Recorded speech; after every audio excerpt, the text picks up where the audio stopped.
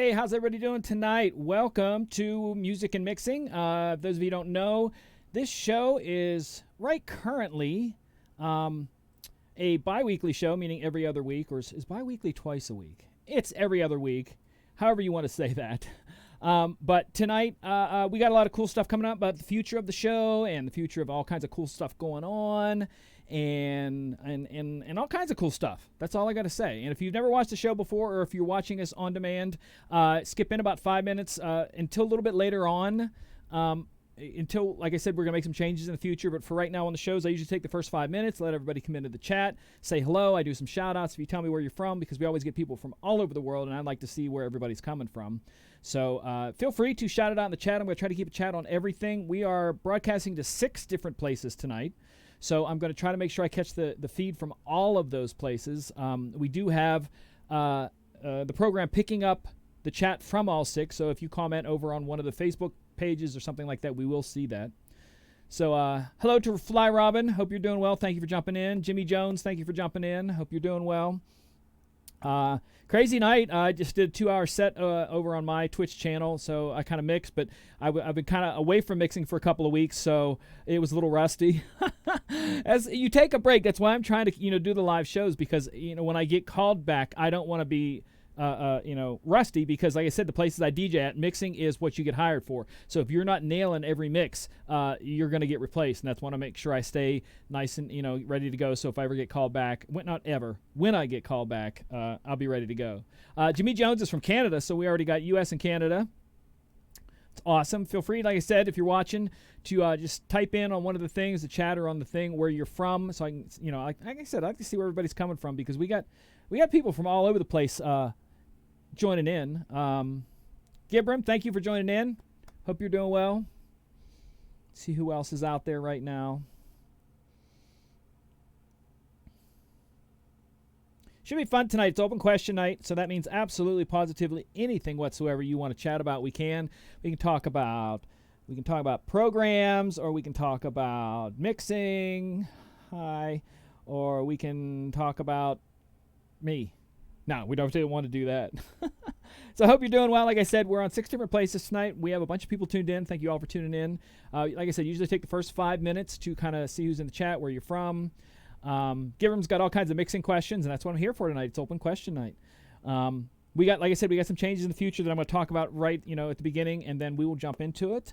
I think this is a good time and era for stuff that I want to get into and explain a little bit, and expand slightly. For, like I said, I'm only going to go about 5 minutes explaining what I want to explain, because I don't want to take up your guys' time to answer questions. But I'm going to expand a little bit off of what I covered last week. If you don't know, you can go over to Disc Jockey News and search for Music and Mixing Show. This is episode 61. We've done 61 of them. I also have almost 180 episodes of the Rewind Report covering equipment. I also have, I don't know what episode we are on, VDJ How To, that covers all kinds of little tools and tips, virtual DJ, and I have all kinds of other stuff besides all the other people on Disc Jockey News who have a boatload of stuff out there that, like I said, we put out a lot of good content, and there's just a lot of video there to check out.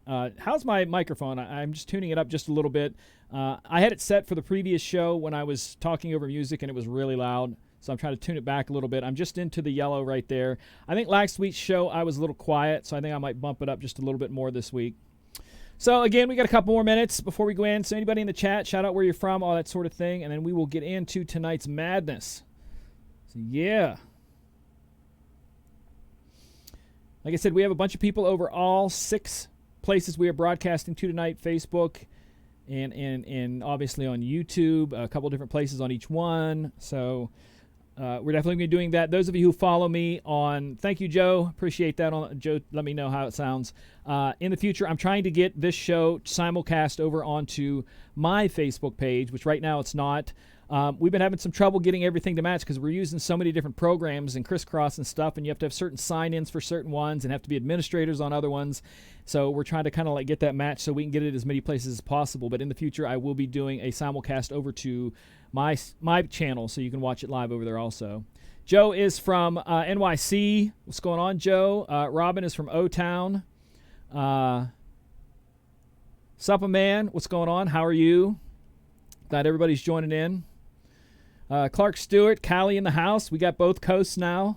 And we have north. Let's see if we can get south now because we have Canada. See if we can get something south of the United States right now. I know we've got some other people that tune in from way down towards South Africa and different places like that tune in quite often. So definitely hit me up. We are about ready to start our little thing, like I said, covering tonight. It is open question, but I do want to cover a couple of quick things. Bring up my notes here. I make notes for everything. You have no idea. So thankful for the digital age because before my life was full of little pieces of paper. So Jimmy Jones wants to know what's O-Town.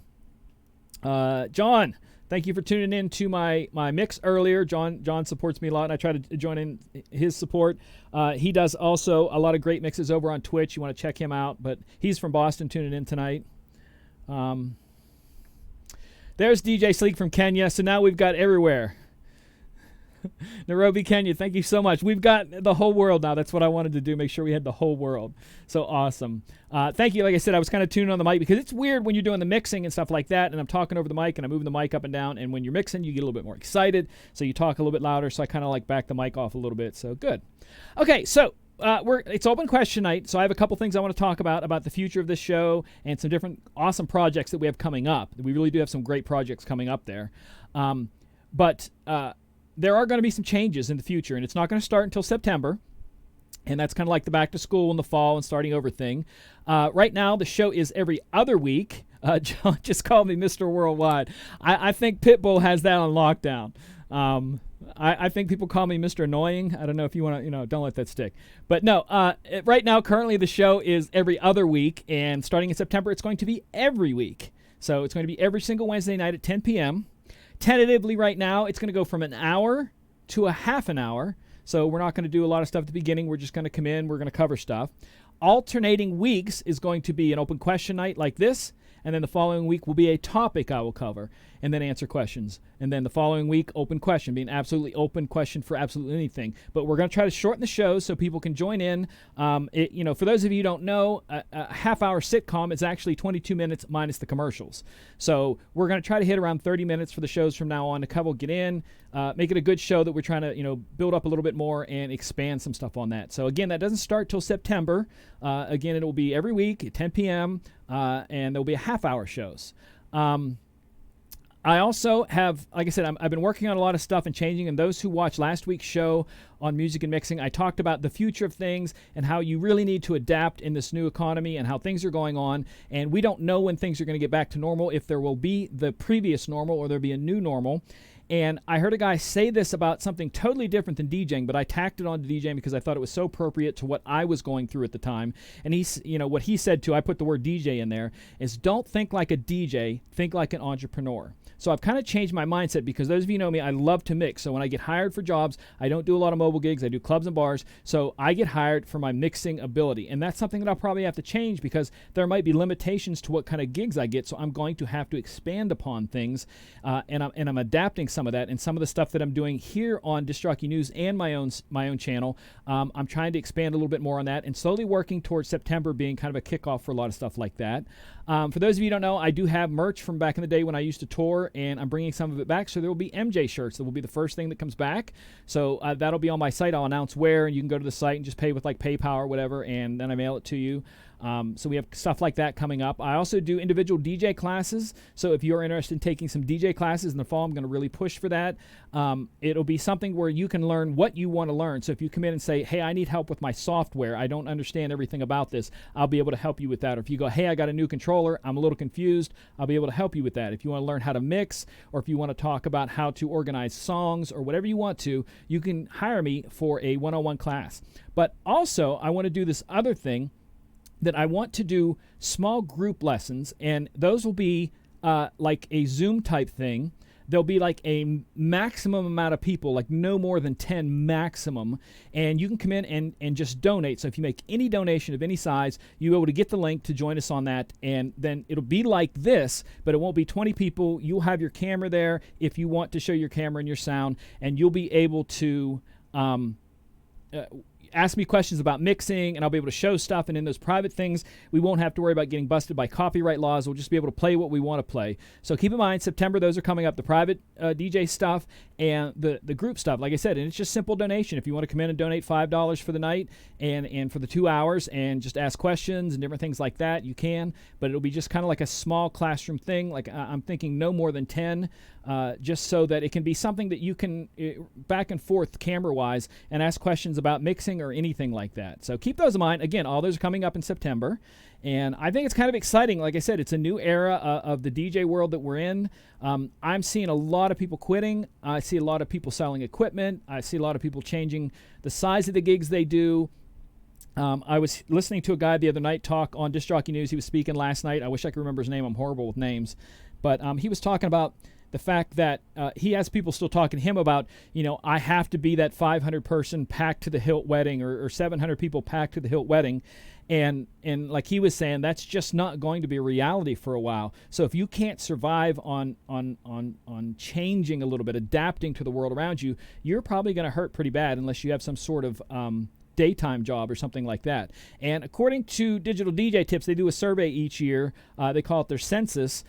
Only 10% of all DJs make 75 to 100% of their income from DJing. I'm one of those 10%. So when my DJing stopped, my income went back to absolutely zero. Other people out there work a day job, and the DJing is extra stuff. So, you're considered a part-time DJ. But in this new economy, it's just going to have to change, and that's all there is to it. We're going to have to adapt and kind of rebrand ourselves, think like an entrepreneur and just like not just a DJ, and kind of expand on things. So I'm excited. Like I said, September is when all this is going to kick off. I will have more details as we go along, but you kind of know there. So if you are interested in individual classes, or if you want to join in that group thing sometime, it's going to be real casual. It's, like I said, it's not going to be anything stressful. It's just a way for you to come together and be able to ask questions one-on-one with a camera instead of like this and reading the chat. So you can be, like I said, plus it's also going to be a little bit more intimate, like I said, 5 to 10 people, that sort of thing. So that's all I have for tonight. And it only took me 12 minutes to get through it. So I will take your questions now, and I'm trying to keep an eye on everything. We have people both on Facebook and YouTube tonight, and I appreciate everybody joining in. So if you have any questions, feel free to shout them out. It can be about anything, software, hardware, mixing, my favorite peanut butter, anything you want. So definitely hit me up. Waiting in the chat now to see who's there. We've still got a good, strong broadcast going on tonight. I'm amazed at how well of a signal I'm getting through the small internet that I pay for. So definitely appreciate everybody on that. Feel free to shout out some things in the chat. Kind of see what's going on there. I'm watching the chat, seeing as people talk on the different places. Tell me even why you tune into the show. That could be a start there, that why you like the show. Is it me, or is it the format, or is it the lessons that I teach, that sort of thing, to help me kind of develop the show into being more what you want. Again, I want to expand the audience. I want to try to get this as big as I can. It's funny because I was talking to a guy the other day about, doing these 1 hour shows. And I said, if I do the 1 hour show on Disc Jockey News, which we have a big viewer base on Disc Jockey News, and I'll get anywhere from 300 to 500 views maximum on an hour show. But I can put out a 3-minute or less thing about virtual DJ, or 3-minute or less thing about a piece of equipment, and get thousands of views. So it's kind of interesting how the whole mindset behind that, and kind of like trying to see what we're doing and trying to see, what you guys like, what you tune in for, because I think the two shows, like I said, the virtual DJ how-tos, the Rewind Report, all the other shows that are short, and the dynamic of that compared to this is so completely different. All right, so we have some people dropping in the chat there.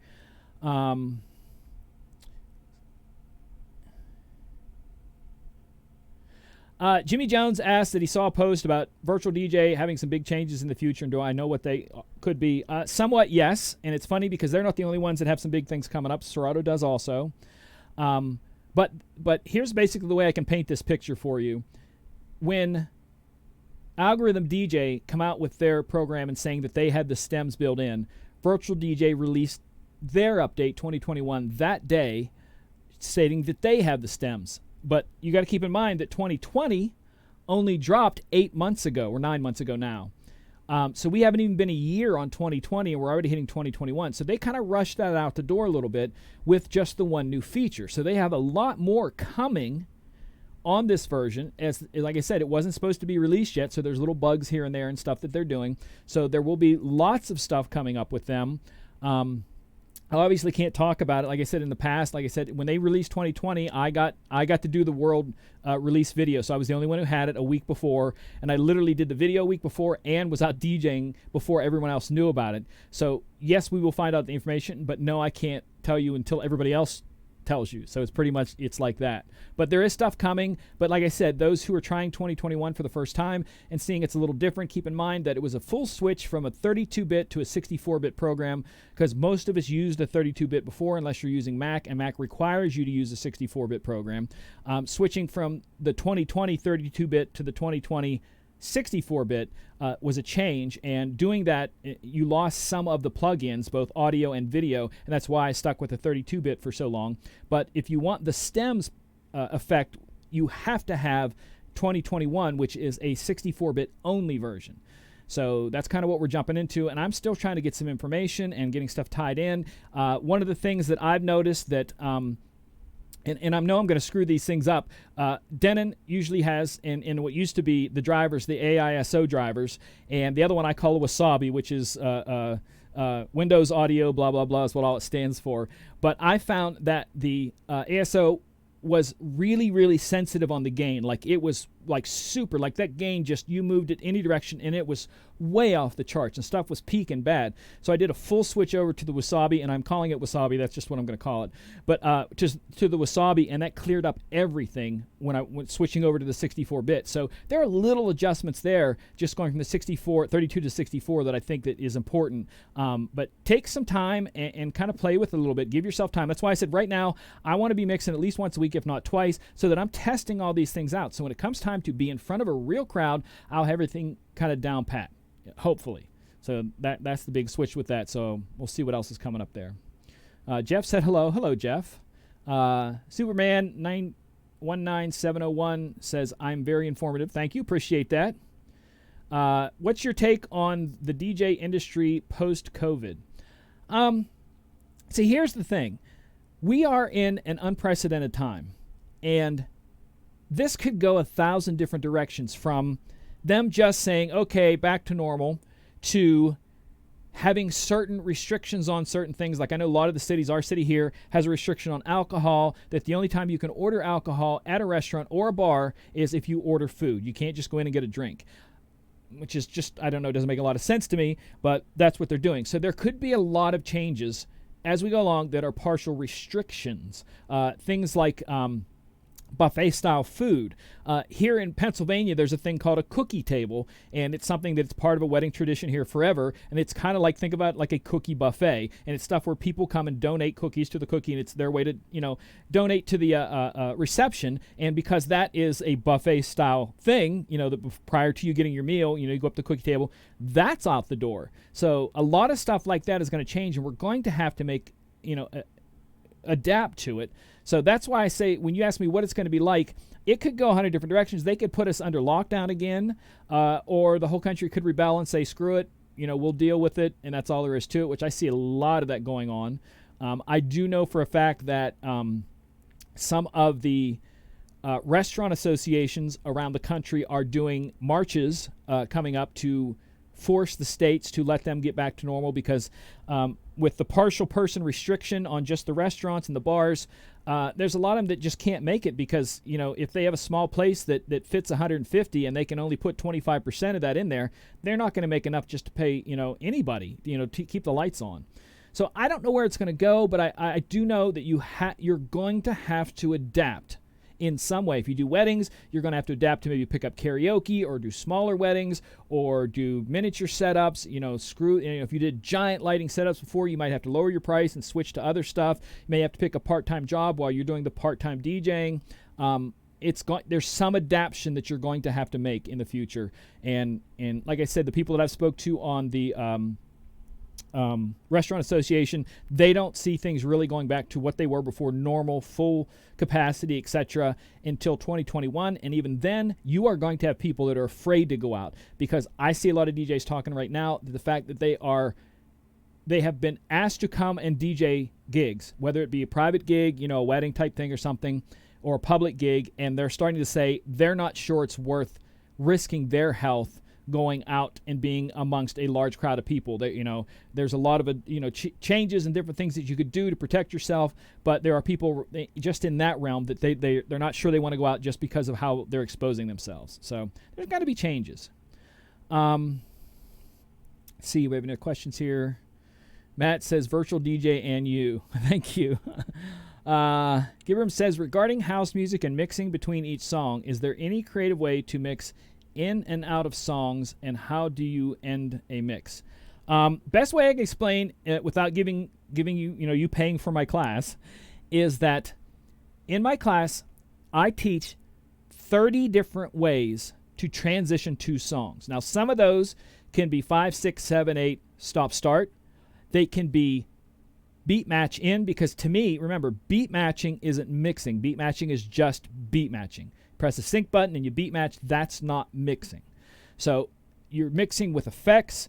You're mixing with counts in and counts out. You're mixing to the first word, after the first word, all these different things. Basically, I look at mixing in a very modular sense, so I don't see the song in the sense that most people do and go, oh, there's 32 counts in from the beginning. I don't care how many counts there are from the beginning. I want to know where that first word is, because whatever mixing I'm doing, I have to be done before that first word.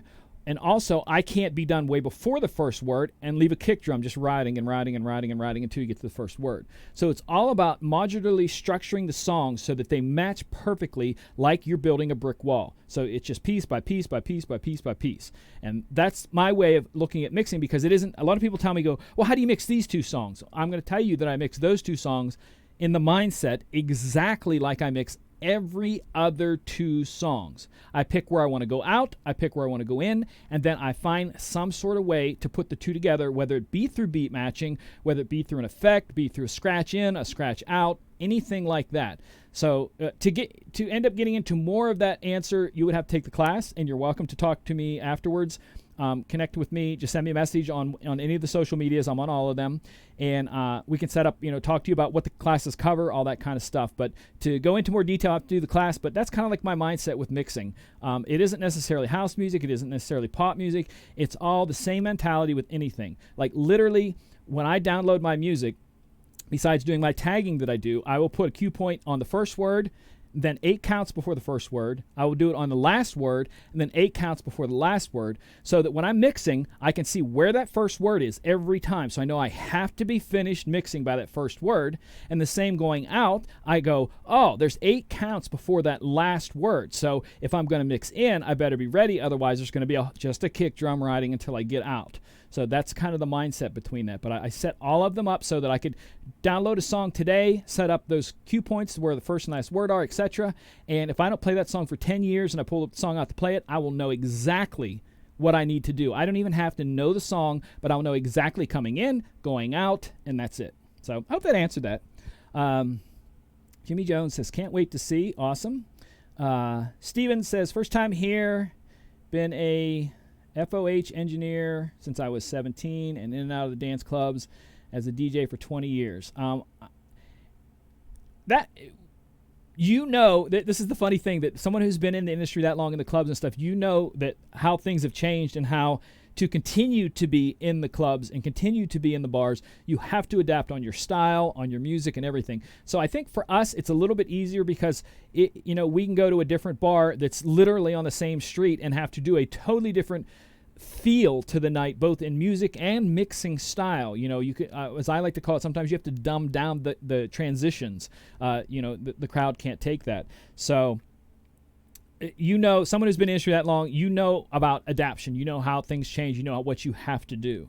There used to be a thing, I talk about this all the time, 20, 30 years ago, there wasn't so many rules about businesses opening and closing, and it would be a thing that when a club would open, they would start counting 1,000 days. It was called 1,000-day rule. And after 1,000 days, which is give or take 3-4 years, you are no longer relevant. You're the old club. You're the old thing. So what they would do is they would shut down, redecorate, open up under a new name, same staff, same everything. And every 1,000 days, they would do that to keep things fresh and keep people coming, because 1,000, then people are going to be going to the club down the street because they're the new thing or the new bar or whatever.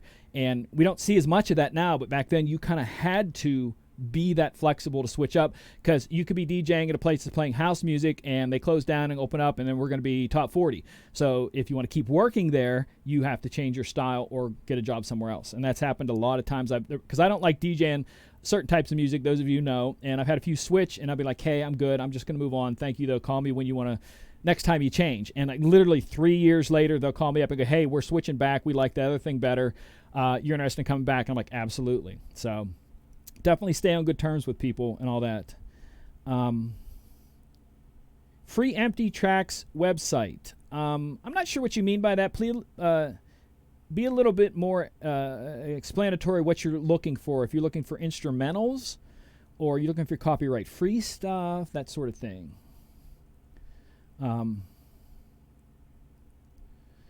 It's Stephen there says, always adapting to the crowd and the energy of them. It's more than that, because what I find the hardest thing is not the crowd. It's making the manager or owner happy, because there are places I DJ on a regular basis that people come in and they want to hear hip hop.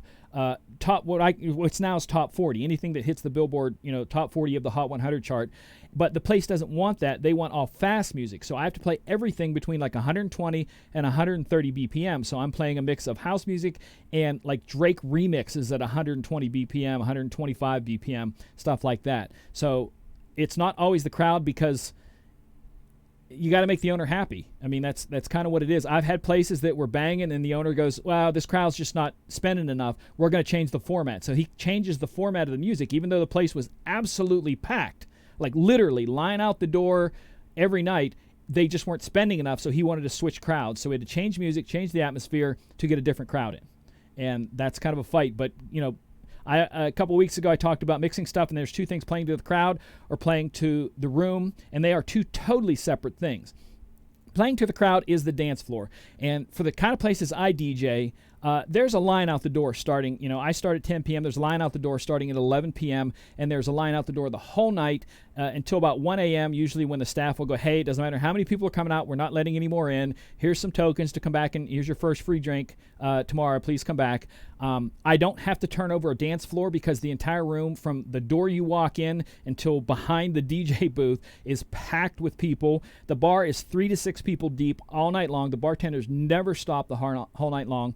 So that kind of place, you want to play to the dance floor. Just keep the dance floor bumping, keep them excited, keep them going, singing along, dancing along, the whole 9 yards. But if you had a place that isn't packed like that, to where people are sitting down in chairs, because like I said, most places I'm at, they don't even have chairs for you to sit down. They move all of that out. There's no place to sit down, anything. You walk in and it's packed. But if you're in the other kind of place that has people sitting in a chair and you have a dance floor with some people, then you kind of have to play to the room, and that's a little bit of everything. A little bit of people that are there dancing, some people are sitting down. You kind of have to get the feel of everything. So it's a weird thing depending on where you're at and what you're doing. Like I said, the kind of place I'm at, I don't have to worry about turning over the crowd. I don't have to focus on anything but that dance floor, because it is packed to the hilt, and then just past the dance floor, it's packed to the hilt of people standing. There's no room to do anything. Though I've talked about this last week.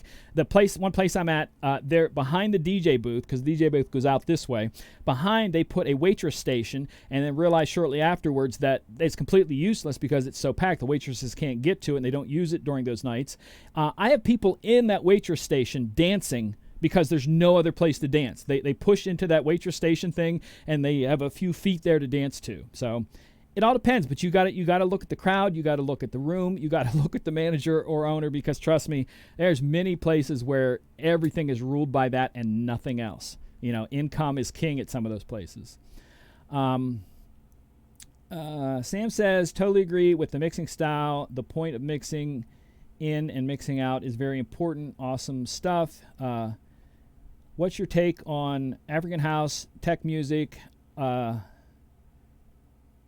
playing black coffee. Okay, I love anything with a fast beat. So I love anything between 120 and 130 BPM. So it doesn't mean if it's Afro house or if it's Latin house or if it's tech house, any of that stuff. I absolutely love all of it. Up until 2005, that's all I spun was house and trance. And then I couldn't make a living in this city just at EDM music. There wasn't enough jobs for just that in the city. So that's when I had to switch to top 40 and hip hop and different things like that. And right then my hiring numbers went up to where I was booked all the time. My pay went up, everything. So it is what it is. So, sometimes you have to adapt to things. And like I said, in 2005, I had to walk away from the music that I love, and now the stuff I DJ, I pretty much don't listen to it unless I'm DJing. There's almost nothing that comes out that I listen to that I play on an average Thursday, Friday, or Saturday night that I'm out DJing that I will ever have on the radio, ever have on the phone, have on in the car, nothing. So I know that's weird, and it probably doesn't sound cool. Like, what do you mean you're playing music you don't like? It's different, again, because I look at the music, modularly. So every song I can piece together, and that's how I'm good at mixing, because I just piece them together, and I know, okay, this song's popular. It was on the charts for this many weeks. I can see it, play it more often. Or if you play it and the crowd doesn't react, and you go, okay, this isn't a song for a dance floor. Maybe try to find a different version. So, but that's what it comes down to me, is just simply that. See who else we have here. See, right now is about when, like I said, next month when we start, this is about when the show would end, give or take. I think it's a good, we're going to keep going tonight. I want to keep answering any question you guys have, but this is about the time where I probably would wrap it up. And like I said, I think it keeps for a quick show, keeps people interested, and I think it's going to get more people to watch it on demand afterwards. So thank you, Sam. He said, that's not weird. It makes sense. I appreciate that, because I think I look at mixing and DJing different than some people do, and I'm not sure everybody likes the way I do it. I mean, that's fine, but it's kind of like I just have to do what works for me. And like I said, I've been DJing. My first paid gig was November of 1987, so I've been doing this a while. I do it full time. Prior to the COVID lockdown, I was DJing every single Thursday, Friday, and Saturday night somewhere, and so I must be doing something right. I don't know. But like I said, I see so many DJs that are so freaking much more talented than me. It's not even funny. But like I said, that's why I kind of look at it. So I must be good at what I'm doing for them to keep hiring me and keep paying me. And I'm blessed for that. But it takes some work. You have to spend time with music. Like I spend every single week, I spend time downloading music, working on my library, everything. It's not like, I'm going to get a dump at the end of the month of all the songs because I don't need those songs until next month. No, it's like if I've literally had people come up in the middle of the night and go, so-and-so's album is coming out at midnight. Are you going to play their stuff? So prior to any human being able to get it, they're asking for it. So like you have to be that adaptable. And that's why, like I said, a few months ago, I did a short video, my Virtual DJ How-To video, on the 7 different ways that you can stream music with just Virtual DJ alone.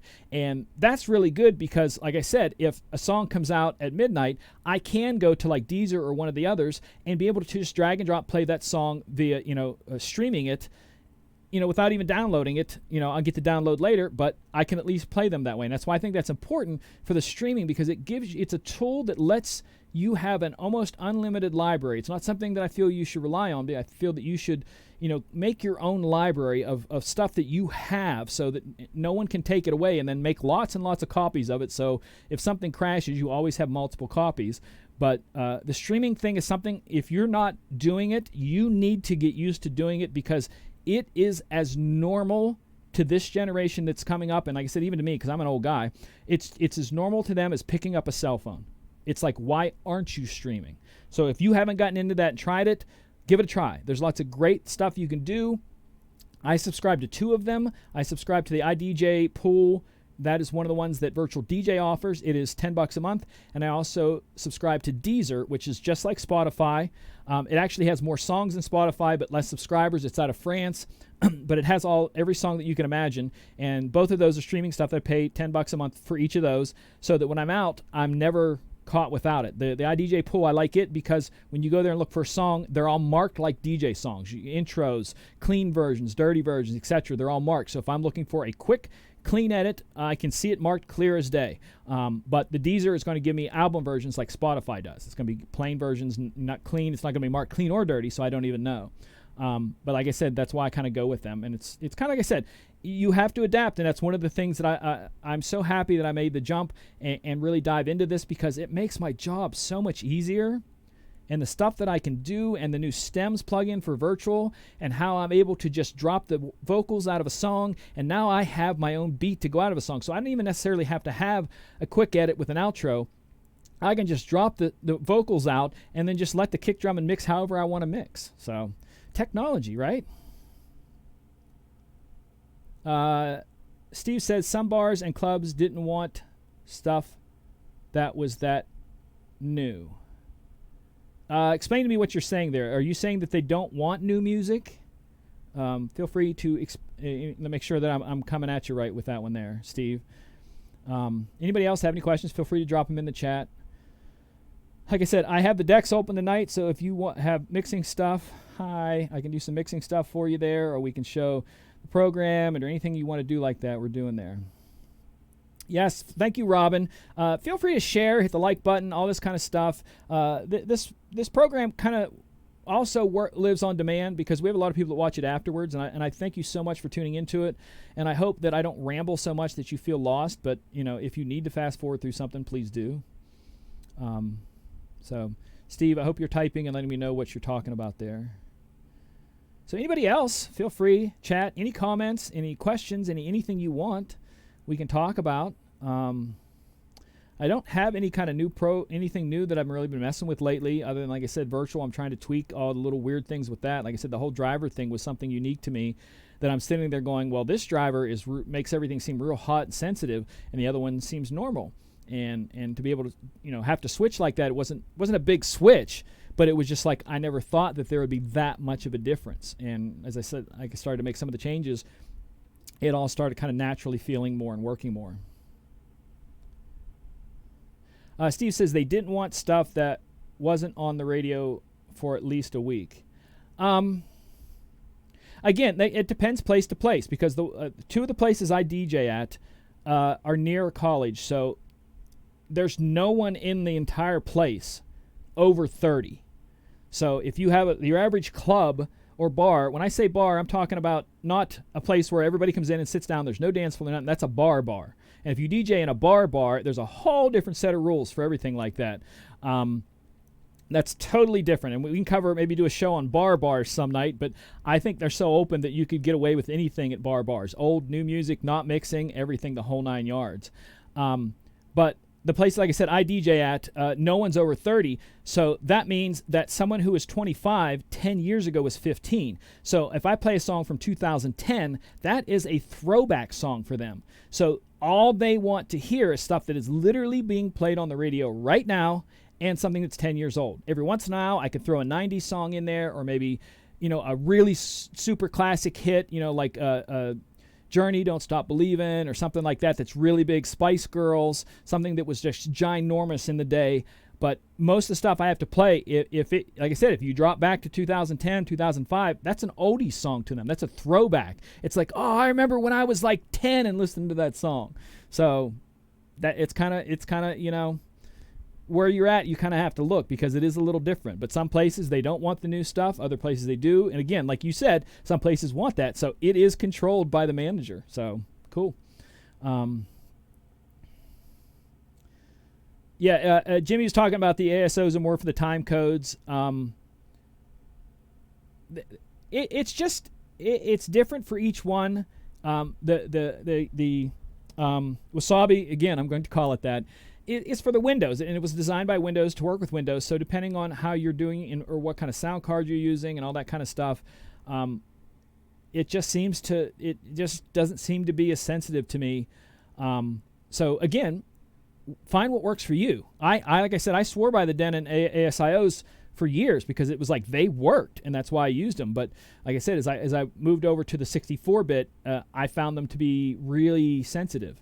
and I didn't want that. I wanted to use Virtual DJ's auto gain and remember, so I never have to touch the gain knobs all night long. I literally, as I'm mixing in the night, that is all the way up on a song. In the next song, when I bring it up, I don't go here to mix or anything like that. It's 5, 6, 7, 8, it's up, and then 5, 6, 7, 8, drop this one out. It's never anything. So I use the auto gain and remember, so I never, ever, ever, ever, ever touch the gain knobs all night long. And when I was using the e64, it wasn't as easy to do that because it became really sensitive, but switching it over to the Wasabi, the auto gain and remember worked really well. It wasn't like it was taxed too hard. Plus, Virtual also has a thing in there called a 0 decibel, which allows you to create, I think it's 3, 6, 9, and 12, something like, I think it's on the 3s, headroom from dead in the program. So at all times you would have, a headroom of 3 decibels, 6 decibels, etc. And I think that's kind of cool that you're able to do that. And I didn't want to have to do that either. So like I said, I keep the main in the program up at full. I use the auto gain and remember on the things, and the Wasabi makes it all work together like butter. Somebody's saying they've had an issue with the ASIOs. Someone uses only the ASIOs. Someone has an external sound card. Again, all depends on what you're using sound card, because like I said, for most people who are using it, you're either going to be using the sound card in the controller or the sound card in the mixer with 2 turntables, whether it be you're using the phase system or needles or the Rain 12s or something like that. That's how your sound cards will be going. Most people don't use the sound card in the laptop because with controllers now, everything is done outside, especially like I said, with this show being about mixing DJ. You never have sound coming out of the computer. The computer's just there to feed sound down to the device, and then it comes out of the device, whether it be a mixer or controller. See, if you need multiple ins and outs, then you need ASIO. Like I said, I run multiple ins and outs with the other one too, because you understand the way Virtual works, that you're pinning headphones to one of the channels too, because it's not just channel 1, channel 2, channel 3, channel 4. That's not how Virtual works. So you can put 1 and 2 on channel 1 and 3 and 4 on channel 3 and 4 and make the headphones 5 and 6. You can make headphones come out of somewhere else. You can make a total separate out that comes out of the computer to feed somewhere else, while there's a feed coming out of the controller that goes to your speaker. So that's the cool thing about Virtual. You're not stuck with one thing. You can let it go any direction you want it to go. Assign drivers. Right now, if I was playing stuff, you would be hearing sound coming out of the Denon through the Wasabi drivers, but you're hearing my mic come through my 3-channel Behringer mixer through that sound card. So the two are working together the whole time. So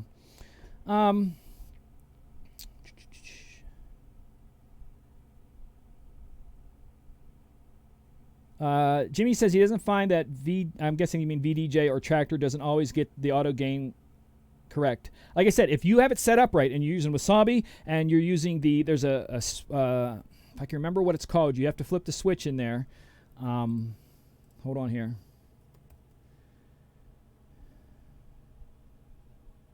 It's called gain. I'll show over here. You're probably not going to be able to see it. No, because it doesn't. For some reason, this setup, it will not pick up the submenus. But you have to have the gain slider includes auto gain checked. And what that does is does not double your gain or half your gain. It lets everything match identically. And that's one of the tricks, that if you don't have the gain slider includes audio gain checked to yes, that's going to kind of screw you over.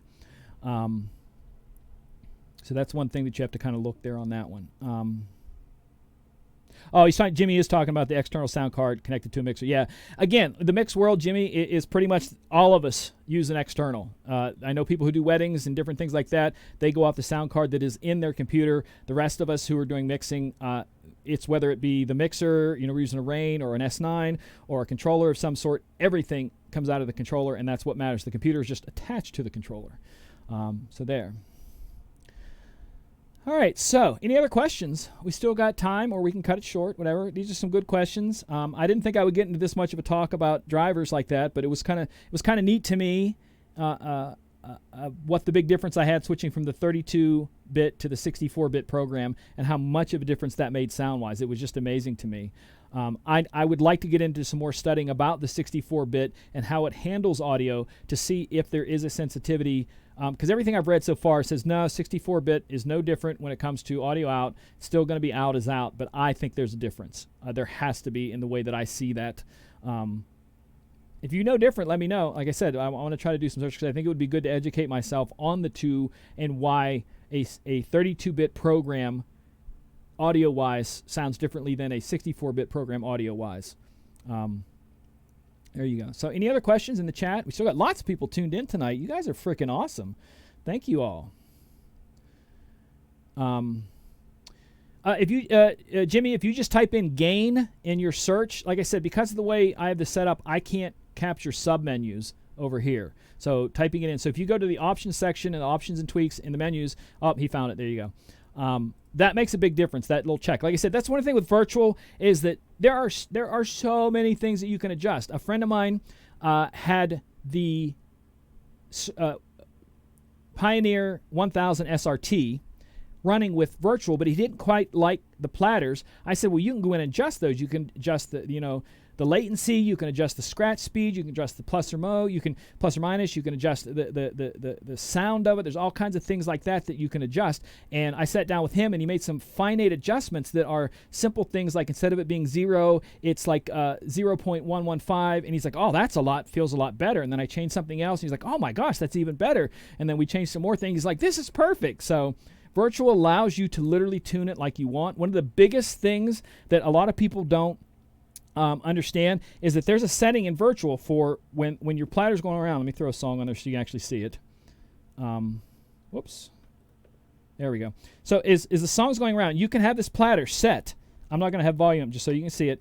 That as that's turning around, you can have it set to spin at 33 1/3 RPMs, or another one that's called 1 for 1. So 1 for 1 means simply that going from here back up to the top, there's a setting in there, 1 for 1, that makes that 4 beats for a single turn on beat. So instead of it being a normal 33 1/3 around, you might have there or there, depending on where you're at, 4 beats. You put it 1 on 1, you're going to go from there, 4 beats, 4 beats. Just 1 on 1 every single time you go, 4 beats, 4 beats.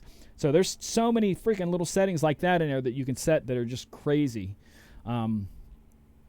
That's why I say virtual.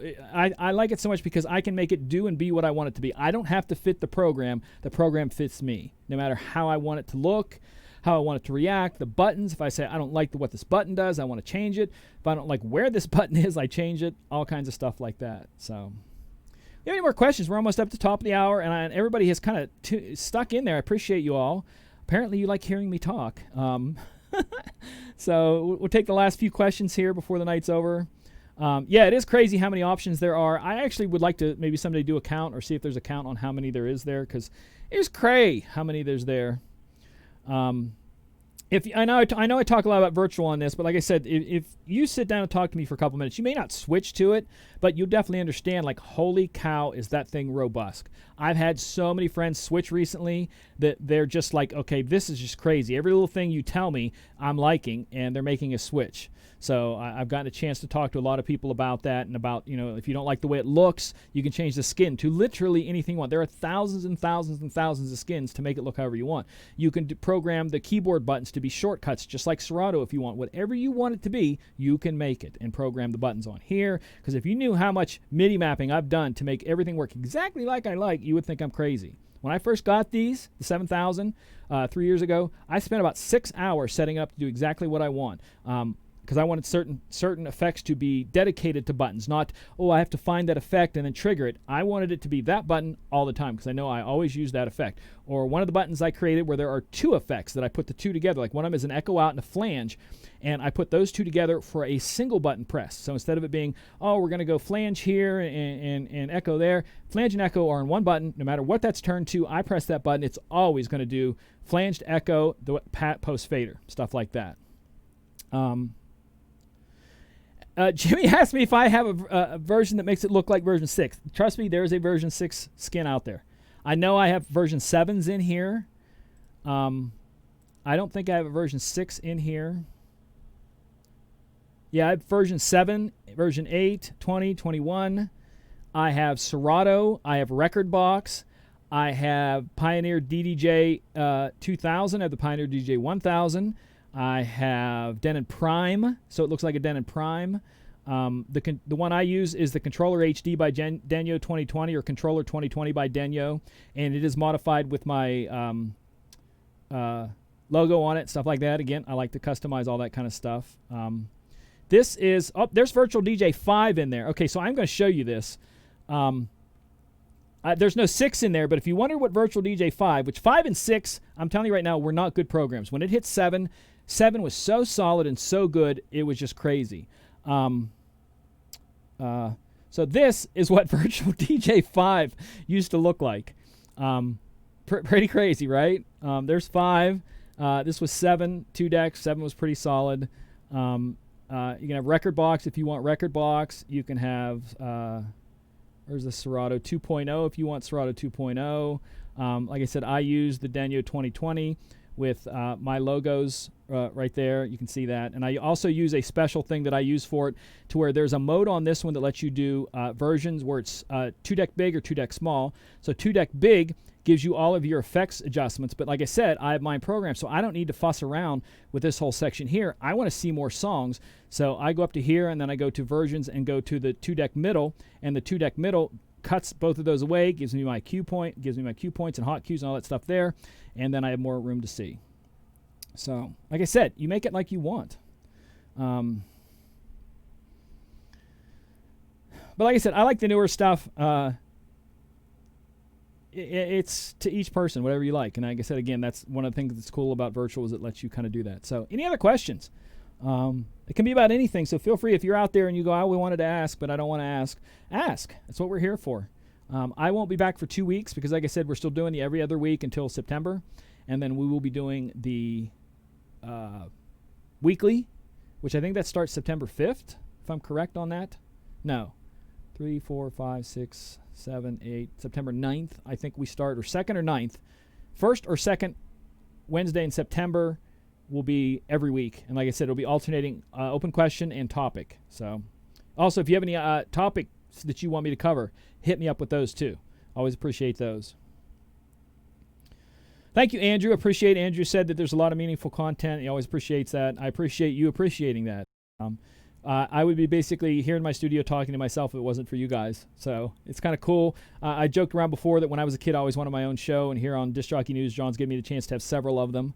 Like I said, I was looking at a show that I did, one of the shorter VDJ shows, and it had like 34,000 views on it. And it wasn't even all that long ago. So it's kind of neat that I'm crossing paths with that many people around the world. And there's lots more coming up because, like I said, I have stuff that's been in the works that's going to expand stuff much further in the fall, both in the DJ world and outside the DJ world. So I have some cool stuff coming that I've been working on with some people. But like I said, most of that's going to hit starting in September, including merchandise. You know, like I said, they're going to have the MJ shirts that are going to be back that you guys can order them, different things like that. So again, I'm here for you guys. So if you have topics and ideas that you want to see videos on, hit me up. Let me know. Like I said, most of my stuff on both Virtual DJ How-To, VDJ How-To, and the Rewind Report and this show, most of the topics come from you guys asking a question. I'm like, oh, geez, that's a great topic. I could talk for hours on that. But, you know, so like I said, it all comes from you guys, so I appreciate that. Any other questions in the chat? Thank you, Steve. Appreciate that.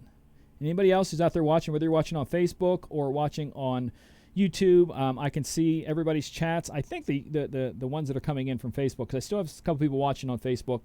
Like I said, we're on 6 different places tonight, so I appreciate all that. Those of you who do follow me on my Facebook and the other ones, feel free to look me up there and follow me on those. I'm on every social media. I'm DJ Michael Joseph on everything but Facebook. But if you want to find all of the social medias, including YouTubes and different things like that, hit me up there on djmichaeljoseph.com or immj.com. And like I said, in the future, this show will be also on my Facebook channel. So if you follow me there and see stuff, you'll be able to tune in there too. Good question, Mike. Mike asked, I heard that the MC7000 will be discontinued soon. Do you see an MC9000 or more towards the Prime series?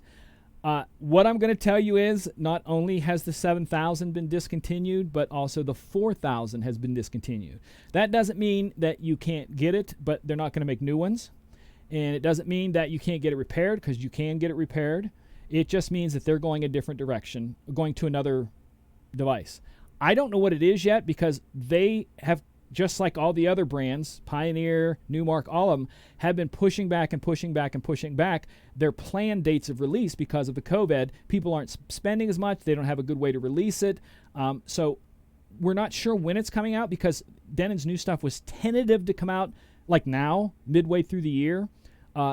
They may wait till the fall and see if there is a DJ Expo in the fall in November, because I think that's still up in the air. As much as they're planning that it is going to be DJ Expo in November, I still think it's up in the air depending upon what the government allows for gathering together and stuff like that. And then also, I'm seeing events next year, like the Consumer Electronics Show is in Anaheim, California. It's in 2021. They've already canceled it. So if, there'll be stuff that's, some of our trade shows that are in the spring, early spring, January, February, March, those may not even happen. So the release dates on the new stuff and what they are is not necessarily being hidden. It's just nobody knows, so they're kind of waiting till the right time. Like I said, when Virtual released 2021, I know they weren't intending to drop it that day. It was just a thing that Algorithm put theirs out, and Virtual's like, dude, we got this. So that's where you're going to see it. I don't know what Denon's going to make. I'm hoping that they continue with at least a couple devices that are like the 7000 and the 8000, because for a lot of us, that standalone, which like I said, I've got to use the standalone, and even though it's a cool idea, it completely is useless for me in my world, because we work off laptops, we work off plugging our laptops into devices, whether it be at a club or something, or our own stuff that we take.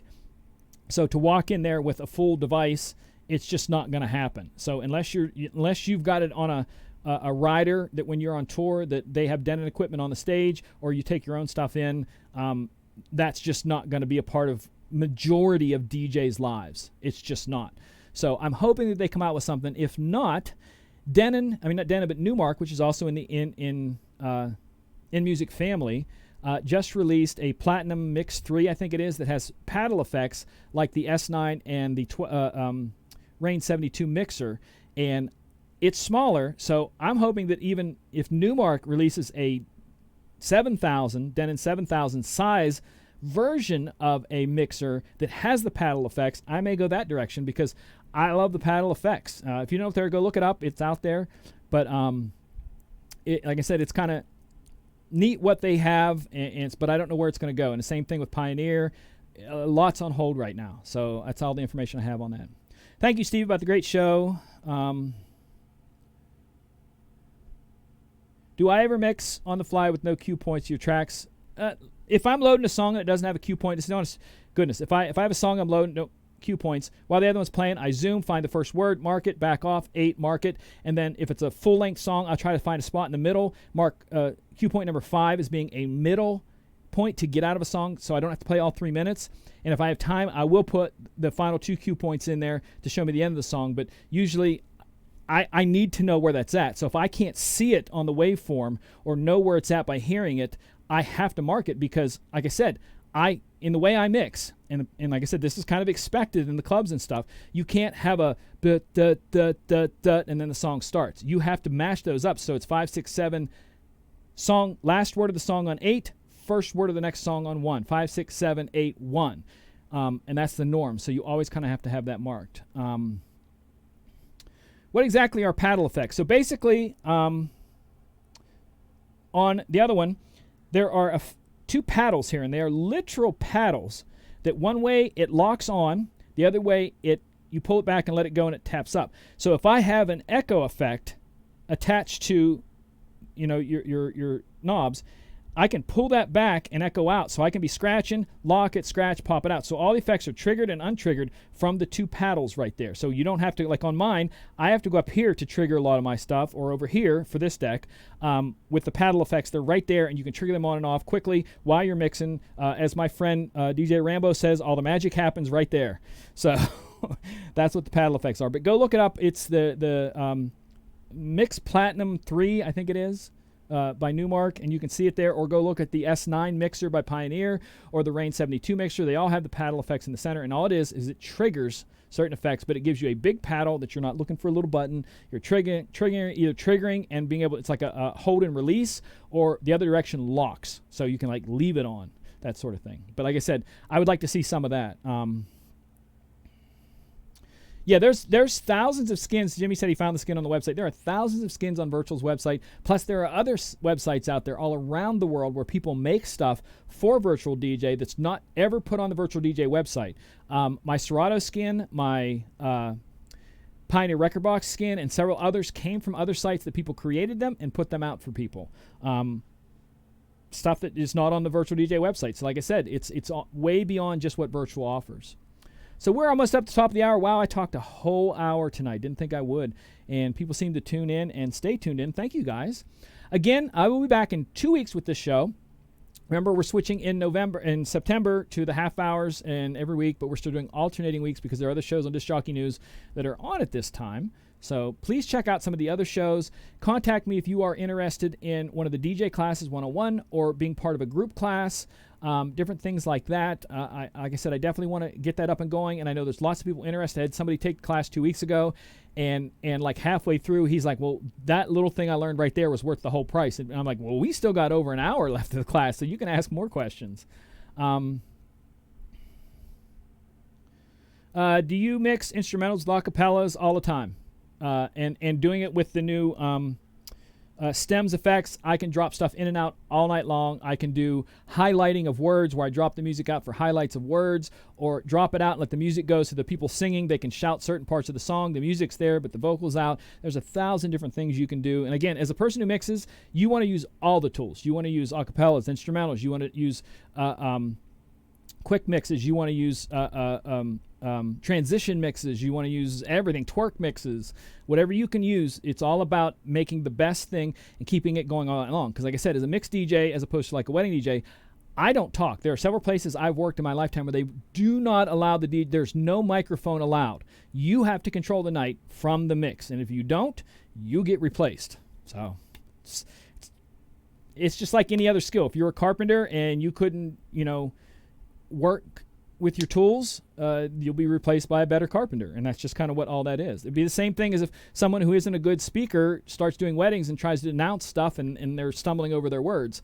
This is the skill that the one place wants. This is the skill that the other one. Doesn't mean one more valuable than the other. It's just if you want this side, you have to have this kind of skill. If you want this side, you have to have this kind of skill. But if you have both, if you're able to do both, then you are going to be the person that gets hired. You're not going to have a recession. You're not going to have a downtime, all that kind of stuff. So keep that in mind when it comes to learning how to mix.